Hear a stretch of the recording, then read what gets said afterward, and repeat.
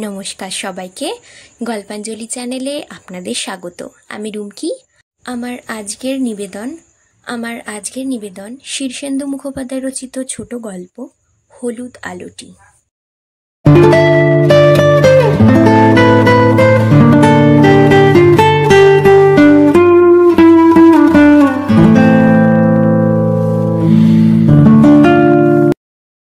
অদ্ভুত এক আলোর ভিতরে ঘুম ভাঙে মনোরমার। রোজকার আলো নয়, পাকা যজ্ঞি ডুমুর ভাঙলে যেমন রং তেমন এক আলো। মনোরমার পায়ের দিককার জানালার ধারে ডুমুর ফল রোজ এসে ঠোঁটে ভাঙে বুলবুলি। সেই রংটাই এখন পৃথিবীময় ছড়িয়ে গেছে এই বৈশাখের বিকেলে। শানুর থুতনিতে ঘাম, নাকের নিচে ঘাম, বুকে গলায় মুক্ত ফল ফুটে আছে ঘামের। বড্ড ঘামে মেয়েটা। কোমরের জাঙ্গিয়ার ইলাস্টিক আঁট হয়ে কোমরে বসেছে। ঘুমের আগে বাতাসা খেয়েছিল। বিছানায় সেই বাতাসার গুঁড়ো আর লাল পিঁপড়ে কামড়েছে সারাক্ষণ, তবু নিপাট ঘুমোচ্ছে মেয়েটা। মনোরমা শানুর জাঙ্গিয়া খুলে দেয়, বিছানাটা হাত দিয়ে ঝাড়ে, তারপর হঠাৎ নিঝুম হয়ে আলোর দিকে চেয়ে বসে থাকে। এ কি পৃথিবী? এ কি পৃথিবী নয়? পৃথিবীর কী বা সে জানে? একটা শ্বাস ফেলে, কিছু না, তবু মনে হয় তার ঘুম ভেঙেছে এক স্বপ্নের ভিতরে। মাঝে মাঝে গাছপালা, মাটি, আকাশ পাল্টে যায়। যজ্ঞি ডুমুরের গাছে একটা বুলবুলি ডুমুর ভাঙছে, পাখির গায়ের রোঁয়া উল্টে যাচ্ছে হাওয়ায়। মনোরমা ঝুঁকে দেখল, আকাশে ঝড়ের মেঘ। গুমোট ভেঙে দমকা হাওয়ায় ধুলোবালি আর পুকুরের আঁশটে গন্ধ উড়ে এলো। জানালার জালের নিচে একটুখানি ফোকর দিয়ে সাবধানে হাত বাড়িয়ে মনোরমা জানালা বন্ধ করে, উঠে বাইরে আসে। হাওয়ার তারের ওপর শুকোতে দেওয়া শাড়ি ঝুলে উঠোনে লুটোচ্ছে। শানুর ফ্রক উড়ে গেছে বাগানে। কয়লার স্তূপের ওপর পড়ে আছে ব্লাউজ, সেগুলো কুড়িয়ে নেয় মনোরমা। আর তখনও তার নিবিড় এলো চুলে ঝড়ের বাতাস এসে লাগে। ছুটে আসে বৃষ্টির গন্ধ। তামাটে মেঘ থেকে অদ্ভুত আলোটি ধীরে ধীরে বহুদূর পর্যন্ত রঙিন করে দিচ্ছে। এই হচ্ছে ঝড়ের রং। এখুনি রেলগাড়ির মতো ঝড় এসে যাবে। তবু দুদণ্ড মনোরমা দাঁড়ায়। কত অচেনা জায়গা ছুঁয়ে আসে ঝড়, কেমন পুরুষ স্পর্শ তার। মনোরমা দুদণ্ড দাঁড়ায়। তার কপালের ওপর বড় একটা বৃষ্টির ফোঁটা এসে পাখির ডিমের মতো চড়াত করে ফাটে। অমনি দৌড়ে ঘরে আসে মনোরমা। মনে পড়ে, ওই যা, অনুপমার ঘরের জানালা তো সে বন্ধ করেনি। কত ধুলো ঢুকে গেছে, দিদি চেঁচাবে ঠিক। অনুপমার ঘুম ভেঙেছে অনেকক্ষণ। সমস্ত বিছানাময় বালি কিরকির করছে। দাঁতে ধুলো, চুলে ধুলো। বিছানার চাদর উল্টে গেছে হাওয়ায়। জানালার পাল্লাগুলো মরমর করছে। একটা পাল্লা ব্যাঙ খুলে ঠাস করে শব্দ করল। খড়কুটো উড়ে পড়ছিল কিছু। ভেন্টিলেটারে পাখির বাসা দমকা হাওয়ায় খসে পড়ল বিছানায়। চমকে উঠে মনোরমার নাম ধরে চেঁচাতে যাচ্ছিল সে। ঠিক সে সময়ে বাইরের রংটা চোখে পড়ল। শালিকের পায়ের মতো হলুদ, এ কেমন রং! হলুদ রংটাই কেমন শিরশিনানি তুলে দেয় শরীরে। মনে পড়ে হলুদ ধ্বনি, শাঁখের আওয়াজ, মাঘের দুপুরে উঠোনে পিঁড়ির উপর দাঁড়িয়ে শীতল জলে সেই রোমাঞ্চকর স্নান। হলুদ সেই রংটা কে ঢেলে দিয়েছে চারধারে এখন? পাখির বাসাটা আপনি গড়িয়ে পড়ে গেল মেঝেই। আজকাল বড্ড মনে পড়ে, বাতাস বয় উল্টো বাগে। ঠিক সেই সব পুরনো কথা ধুলোবালির মতো উড়িয়ে আনে, ঘরময় ছড়িয়ে দিয়ে যায়। সে এক বাতাস অনুপমার বুকের ভিতরে দমকা মেরে ঘোরে, ঝড় ওঠে। আজকাল বড্ড মনে পড়ে। পাশ ফিরতে অনুপমা কুশি ছানাটাকে দেখতে পেল। আহারে, ওইটুকু চড়াইয়ের ছানা একটা, মুখে বোল ফোটেনি, তবু বারবার হাঁ করছে। সদ্য জন্মেছে বলে গায়ের পাতলা চামড়ায় এখনো রোঁয়া ওঠেনি। রাঙা শরীর কাত করে পড়ে আছে বিছানায়, অনুপমার পায়ের পাতার পাশেই। আর একটু হলে চাপা পড়ত। অনুপমার উঠে বসতে বড্ড কষ্ট হয়, বুক ধড়পড় করে। পাখির ছানাটার দিকে হাত বাড়ায় ঠিকই, ধরতে সাহস হয় না। কতটুকু শরীর ওর! ডিম সুতোর গুলির মতো একটুখানি, এমন পলকা জিভ ধরতে ভয় করে। যদি হাতের চাপে মারা যায়। বৈশাখী ঝড়ের একটা ঝাপটা এসে লাগে বড় নারকেল গাছে। ডগাশুদ্ধ বিশাল একটা শুকনো নারকেল পাতা টিনের চালের ওপর হুড়মুড় করে খসে পড়ে। অনুপমা আজকাল আর চমকায় না। চড়াইয়ের ছানাটা হাঁ করে আছে। তেষ্টা পেয়েছে নাকি? তোর মা মুখপুরি কোথায় রে? আহা, কাঁপছে দেখো থির থির করে। অনুপমা সাবধানে হাত বাড়িয়ে চড়াই ছানাটাকে তুলে নেয়। সরু কাঠির মতো দুখানা পা, ছুঁচের মতো সরু নখ, তাই দিয়ে ছানাটা অনুপমার একটা আঙুল আঁকড়ে ধরল। শিউড়ে উঠে বেখেয়ালে হাত ঝেড়ে ছানাটাকে ফেলে দিল অনুপমা। চেঁচিয়ে ডাকল, মনো, শিগগির আয়। কেউ শুনল না। শুকনো পাতা উড়ছে, বৃষ্টির ফোঁটা ফাটছে চড়বড় করে টিনের চালে। তার শব্দে অনুপমার গলা ডুবে গেল। জানলার জালের নিচে ছোট্ট ফোকর, সেই ফোকরটা দিয়ে পাখির ছানাটা গলে বাইরে পড়ে গিয়েছে। বাইরে ঝড়। অনুপমা ঝড়ের বাতাস উপেক্ষা করে বিছানায় কষ্টে হাঁটু গেড়ে বসে জানালা দিয়ে বাইরেটা দেখছিল। জানালার ধারে নর্দমা, নর্দমার পাশে পাশে ডুমুরের গাছ, কচুর ঝোপ, ভাঙের জঙ্গল। কোথায় গিয়ে পাখিটা পড়ল? বাইরে সেই অদ্ভুত আলো, হলুদ। পাখিটা খুঁজতে খুঁজতে অনুপমা অন্যমনস্ক হয়ে গেল। আলোটা তার গায়ে কেমন আভা ছড়িয়েছে। ইচ্ছে করল এই আলোতে হাত আয়নায় একবার নিজের মুখটা দেখে। অনুপমার ঘরে জানালাগুলো বন্ধ করেছে মনোরমা। এখন বিছানাটা ঝাড়ছিল। অনুপমা নিস্তেজ গলায় জিজ্ঞেস করে, শানু উঠেছে? না, ঠান্ডা বাতাস পেয়ে ঘুমোচ্ছে, আরও একটু ঘুমোবে আজ। অনুপমার একবার বলতে ইচ্ছে হলো, শানু উঠলে ওকে সবজির ঝোলটা খাওয়াস মনে করে। তারপর ভাবল, মনই তো খাওয়াই, ঘুম পাড়াই, সব করে, বলার দরকার কি? গত 2 মাস ধরে মনই তো সব করছে। শানু অনুপমার কাছে বড় একটা আসে না আজকাল। একটা পাখির বাসা বিছানায় পড়েছিল, একটা চড়াই ছানা শুদ্ধ। চড়াই ছানাটাকে ধরতে গিয়ে বাইরে ফেলে দিয়েছি। বৃষ্টিটা থামলে একটু ঘরের পেছনে গিয়ে দেখিস তো। ফেলে দিলে? কাকগুলো ঠুকরে কিছু রাখবে নাকি? নইলে বিড়াল মুখে করে নিয়ে যাবে। ধরতে গিয়েছিলাম, আঙুলটা সরু পায়ে আঁকড়ে ধরলো এমন, মাগো বলে চমকে হাত ছাড়লাম, ছিটকে বাইরে পড়ে গেল। বাঁচবে না ঠিকই, তবু দেখিস তো একটু। কুশি ছানাটা, মা পাখিটা রাতে এসে কাঁদবে হয়তো। মনোরমা বলে, পাশটা বৃষ্টির ছাঁটে একটু ভিজে গেছে দিদি। ভিজুক গে, বড় বিছানা, আমি তো একটা পাশে পড়ে থাকি। ঠান্ডা বাতাস দিচ্ছে, তুমি একটা কিছু গায়ে দিয়ে শোও। একটা কাঁথা বের করে দেবো? থাকগে, একটু জুড়োই কিছুক্ষণ, পিঠটা ঘামাচিতে ভরে গেছে। চা করবি নাকি? করলে একটু দিস। এক্ষুনি করব? চা খাওয়ার একজন লোক তো বিকেলে আসেই, সে এলে একবারে করতাম। টোটন কি আজ আসবে? যা বৃষ্টি। পালকের ঝাড়নে খাটের বাজুর মিহি ধুলো ঝাড়তে ঝাড়তে মনোরমা মুখ লুকিয়ে হাসে। আসবে না আবার? না এসে পারে নাকি? তোর জামাইবাবুর ছবিটা মুছিস, মালাটা শুকিয়ে গেছে, ফেলে দিস। ছবিটার মুখোমুখি দাঁড়িয়ে মনোরমার বুকটা কেমন করে। অভিরামদা তেমন সুন্দর ছিল না। মোটা সোটার ওপরে চেহারা, প্রকাণ্ড গোঁফ ছিল, মুখখানা সাধারণ। কিন্তু এসবে কিছু আসে যায় না। পৃথিবীতে কোটি কোটি পুরুষ আছে, তবু তার মধ্যে ওই একজনই ছিল অনুপমার মানুষ। আলাদা মানুষ, একার মানুষ, নিজের মানুষ। 2 মাস আগে অভিরামদা মারা গেছে। অনুপমা তারপর থেকে আজও বিছানা ছাড়েনি। সেই কালিকাপুর থেকে মনোরমা এসে আছে টানা 2 মাস। শানুকে রাখে, অনুপমার দেখাশোনা করে। অভিরামদা বাড়িটা করে না গেলে দিদি আজ অবশ্যই কালিকাপুরে বাপের বাড়ির গলগ্রহ হয়ে থাকত। অল্প বয়সেই বাড়ি করেছিল অভিরামদা। তোটন পারবে কি? ছাই পারবে। এখনো চাকরিই পেল না। বৃষ্টির সাদা চিকে ঢেকে গেল কয়েকজন ফুটবল খেলোয়াড়।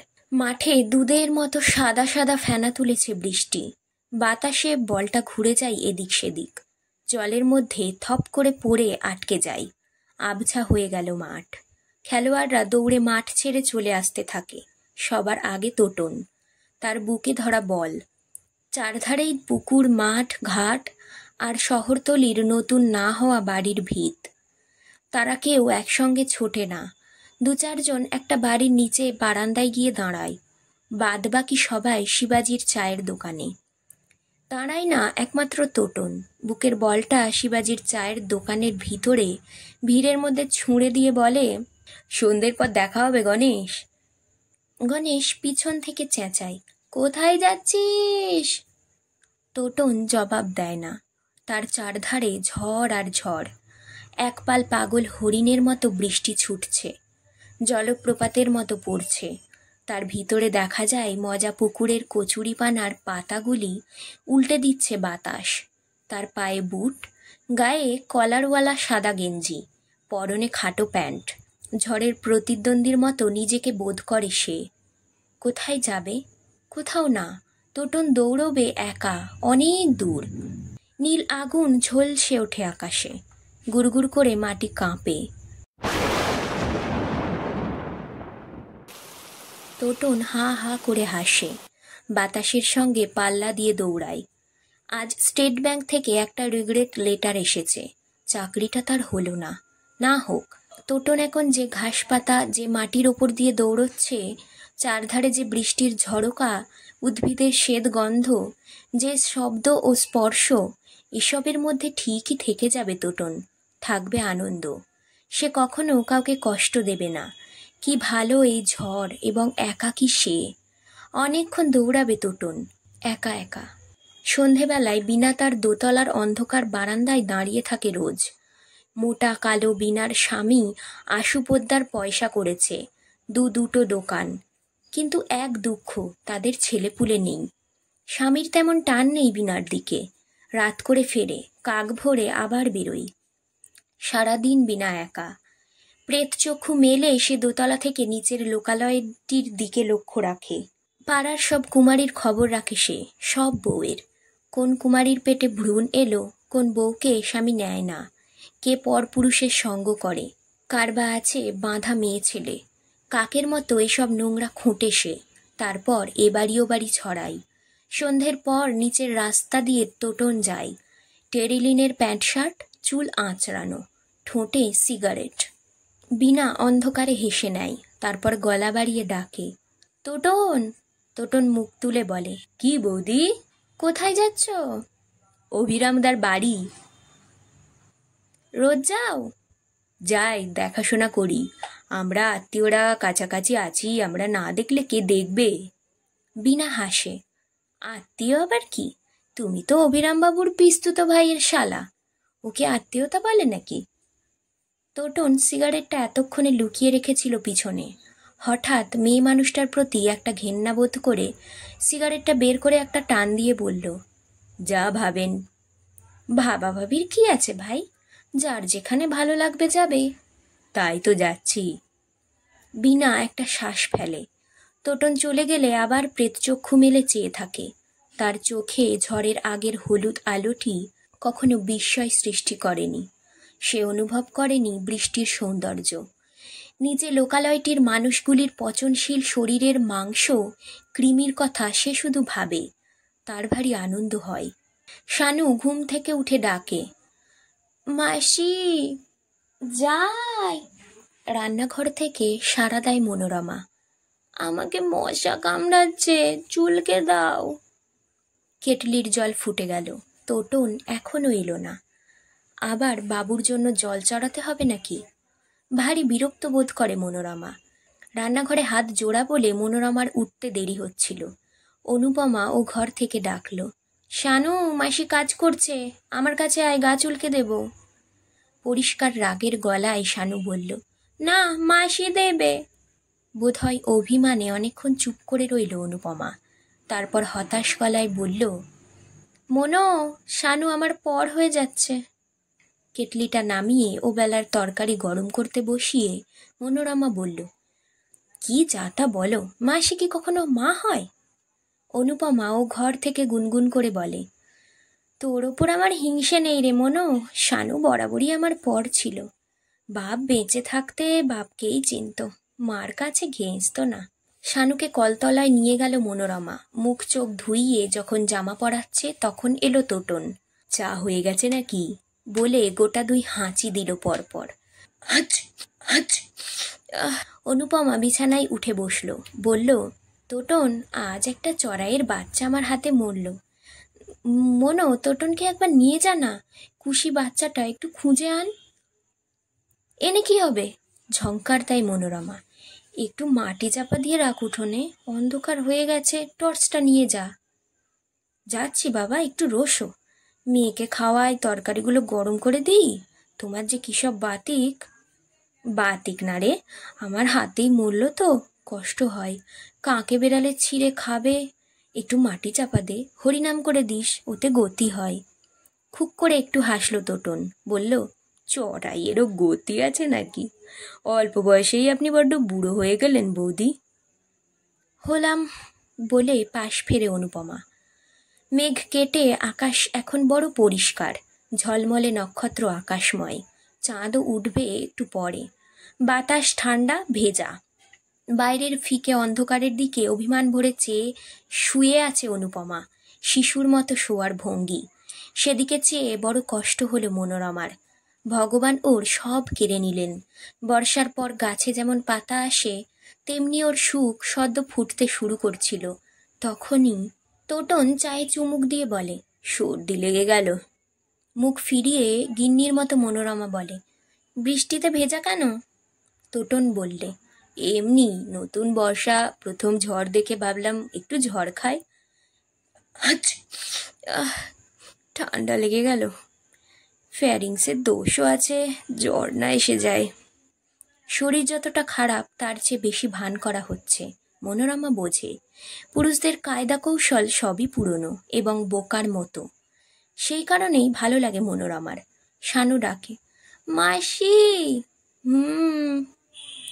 শানু রাগের গলায় বলে, আমাকে মশা কামড়াচ্ছে, এ ঘরে এসো। না, তুমি আমার কাজে এসো। অনুপমার ঘর থেকে ওই ঘরে চলে যাওয়ার এই একমাত্র অজুহাত এবং সুযোগ। মনোরমা শানুর কাছে উঠে গেল। শানু বিছানায় ছবির বই খুলে বসেছে, কোলে পুতুল। পুতুলকে ফ্রক দিয়ে ঢেকে ঘুম পাড়াচ্ছে। ওর পাশে বসে পিঠে হাত বোলাতে বোলাতে উৎকর্ণ হয়ে থাকে মনোরমা।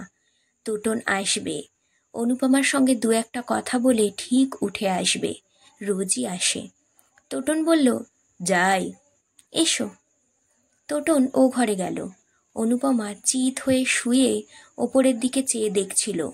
মা পাখিটা ফিরে এসেছে, ভিজেছে খুব, থরথর করে কাঁপছে। ভেন্টিলেটর থেকে বাসাটা বাচ্চা শুদ্ধ খসে গেছে। শূন্য জায়গাটায় বসে পাখিটা ডাকছে। ভাষাটা বোঝা যায় না, কিন্তু অনুপমা বুঝতে পারে। বুঝতে কষ্ট হয় না। তোটন আর মনোরমা পাখির বাচ্চাটাকে খুঁজতে গেল না, ভুলে গেছে।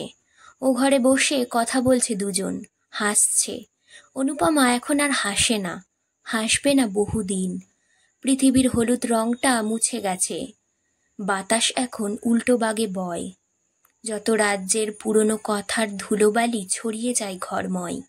বড্ড মনে পড়ে আজকাল। ভেজা চড়াইটা ডানা ঝাপটাচ্ছে, ডাকলো চিরিক করে। অনুপমা চেয়ে থাকে। হ্যারিকেনের ম্লান আলোয় ভালো দেখা যায় না, অনুভব করা যায়। পাখিটা কাঁপছে, ডানা ঝাপটাচ্ছে। ঝড়ের রংটা নিঃশেষে মুছে গেছে। রং মুছে গেলেই পৃথিবীটা কেমন গভীর হয়ে যায়। আজকের গল্প এখানেই শেষ। গল্প পাঠ ভালো লাগলে অবশ্যই একটা লাইক দিয়ে যাবেন, আর আমার চ্যানেল গল্পাঞ্জলিকে সাবস্ক্রাইব করে আমার পাশে থাকবেন। ধন্যবাদ। ভালো থাকবেন সবাই।